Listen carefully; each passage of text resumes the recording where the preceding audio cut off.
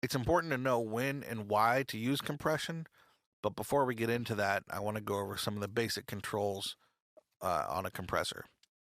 So, threshold is the point in which once our audio goes above that the compressor will start reacting.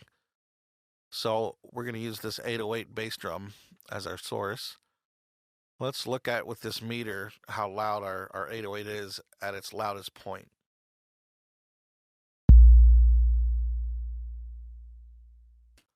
Negative 7.5. So with our threshold, we're at 0.0. Nothing should be happening with this compressor.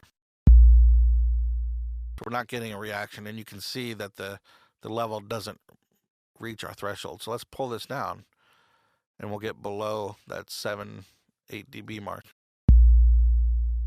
So now that we're getting above that threshold, we're starting to get a reaction. And the more extreme we go, the more compression and the more reduction we get.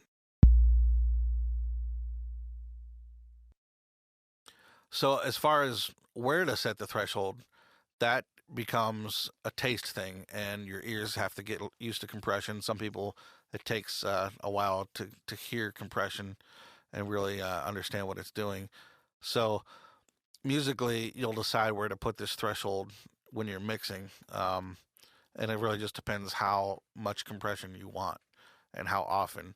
If you were to imagine this to be a dynamic performance of, say, a guitar or bass, and say the loudest point of most of the notes is -8, but sometimes, the bass player really digs in and he gets up to like -5. So you may not want to set this for part of the song. It might sound great down here, and then when he starts to really play hard, it might start to over compress. And some of those issues, we will show how to deal with those later.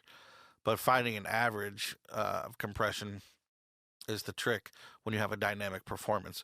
When you have a single one shot kind of sound like this 808 and you throw out the song, it'd probably be exactly the same, no dynamics, just the same level all the time. It's real easy to set because you just get the compression to sound the way you want and move on. When you're dealing with a dynamic performance, you got to kind of find more of an average.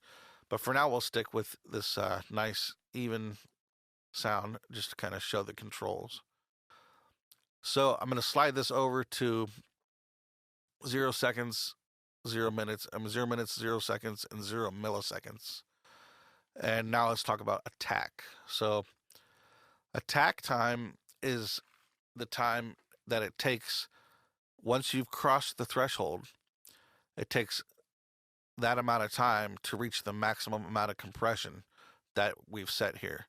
Some people think that it's kind of a wait time or a hold time, that once you cross the threshold, it's going to wait that long before it compresses. That's not right. It's actually the length of time it takes to go from 0 compression to the max amount that based on our settings. So if we are at 18 milliseconds and our sound starts at 0, and we know that our sound is definitely above the threshold, so instantly we're going to start compressing.